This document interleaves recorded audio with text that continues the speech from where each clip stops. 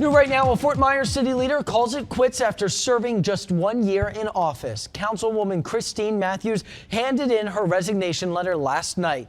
She told the mayor and other council members her last day in office is next Wednesday, New Year's Eve. NBC2 obtained a copy of the letter, and she cites personal and family matters as the reason she's resigning. Now, we previously reported on her daughter's and stepson's drug arrests. His most recent one was last month. Matthews won the seat by beating out the incumbent back in 2013. Now, as a result, a special election will have to be called within 90 days of Matthews leaving office. The mayor doesn't have a price tag on the special election, but tells NBC2 it won't be cheap. A man died in a one-vehicle crash in Lehigh Acres early this morning. It happened on Lee Boulevard near Douglas Avenue North. Witnesses tell Lee County deputies the vehicle was going fast on a wet road.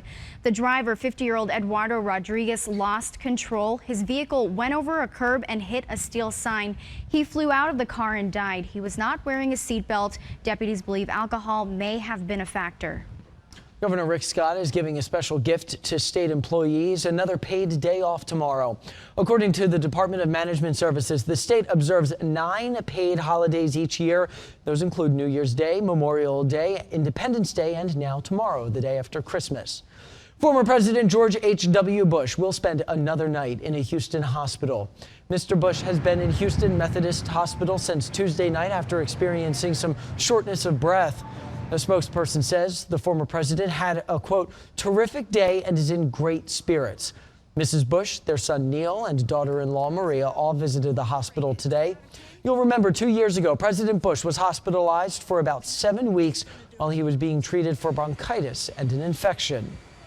A mistake at the CDC may have caused one technician to be exposed to the Ebola virus. Federal health officials say that a mistake at a CDC biocontainment lab may have potentially exposed one technician to the virus. A small sample of material that may have contained the virus was accidentally sent from a high-level containment lab to a lower lab at the CDC in Atlanta. According to the CDC spokesperson, only one technician at the second lab worked with the sample, but other staff had contact with the room where it was being processed. CDC officials say the risk, though, is low and does not extend beyond the lab. The New York Police Department arrested a man who was allegedly overheard talking about killing police officers. A person inside of a bank heard another man on his cell phone having a conversation about killing officers and having weapons inside his home. Officers later arrested that man in a traffic stop. Police finding 2 firearms, 2 bulletproof vests, brass knuckles, and a holster inside the man's New York home. He faces several weapons charges as well as marijuana possession. Earlier this week, you recall a gunman killed 2 NYPD officers in Brooklyn, then took his own life. Well, we're coming up on the 10-year anniversary of the devastating Indian Ocean tsunami. It was December 26, 2004, when the tsunami surged across the ocean. It was brought on when a 9.1 magnitude earthquake struck the coast of Sumatra, Indonesia. More than 227,000 people were killed or listed as missing and presumed dead. Tonight, many Cubans are celebrating what could be a brighter future. After church this morning, many Cubans said they gave thanks for the news that the U.S. and Cuba will resume diplomatic relations. Cubans who celebrated Mass in Havana said they hoped that now will be a chance to reunite with their families. One practitioner said the ability to bring the U.S. and Cuban governments together was the result of world leaders putting the needs of their people first. Leaving behind any religious and political differences, the shift in U.S.-Cuba policy came about after 18 months of talks between the two countries. Well, for most of us, this was a day of rest. Big meals and traditional time at home with the family. Some got gifts, others found joy in giving. Many celebrated Christmas, though, far from home. Brian Moore has this story from Washington. A midnight screening of The Interview may have been an unconventional way to greet Christmas, but crowds packed the few hundred movie houses willing to show the controversial comedy. Theatergoers in Los Angeles received an unexpected gift. We thought this might not happen at all. A surprise visit by the creators of the raunchy romp that enraged North Korea and inspired a cyber attack on Sony Pictures. Best Christmas gift. Like, everyone needs to see it. Hours later, and a few miles away, families struggling to make ends meet lined up outside a Mission, where little ones picked out gifts. I got this big toy. and volunteers served up a Christmas feast. I grew up in a family of 15 kids, so I know how hard the struggles can be. So this is bringing a big smile to me. That spirit was the same on the East Coast, where New Yorkers distributed coats and a Maine man handed out free lobster to families in need.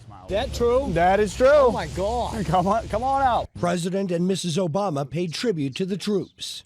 We're able to gather with family and friends because our troops are willing to hug theirs goodbye and step forward to serve. And perhaps nowhere was this holiday more bittersweet than Afghanistan.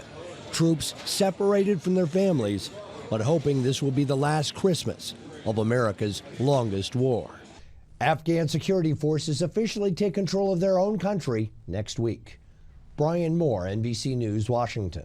All new tonight at 11. Searching for answers still ahead. A Salvation Army bell ringer is now homeless after his home went up in flames. But that isn't the only hurdle he's facing this holiday. We'll explain. Plus, some bad news if there was an Xbox or Sony PlayStation under your tree this morning. Why gamers weren't able to get online on one of the biggest days of the year. And coming up, the weather forecast, we're going to talk about Friday, of course, but more importantly, how about that weekend? It's the holiday weekend, technically, and it looks pretty good. Wait till you see how warm it gets, though. I'll tell you about the 80s coming back.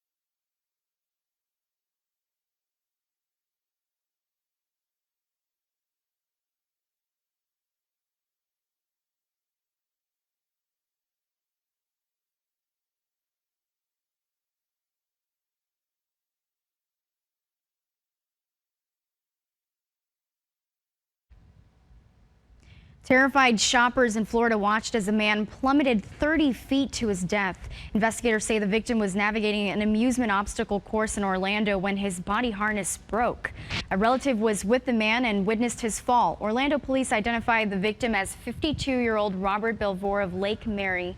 Officers roped off the entrance to the mall and shut down the course while firefighters and homicide detectives conducted an inspection. The Salvation Army bell ringer is homeless tonight after losing his home to a fire. Robert Tripp says he was out ringing bells when the blaze broke out at his Iowa home. The man recently lost his wife and says he was looking forward to having his own special Christmas. Firefighters say 4 people were in the home when the fire broke out, but they all got out safely. The cause of the fire is under investigation tonight. Well, 2014 is coming to a close, but politically it was a very busy year. From a VA scandal to New Jersey Governor Chris Christie's struggle, Sunlen Serfati takes a look back at the year in politics. It was a controversial decision done without Congress. President Obama moved unilaterally to reform the nation's immigration system by executive action. providing deportation relief for up to 5 million undocumented immigrants. You'll be able to apply to stay in this country temporarily without fear of deportation. Republicans promise to fight the president tooth and nail over this. He has no constitutional authority to do this. That resides in the Congress. This is a constitutional crisis.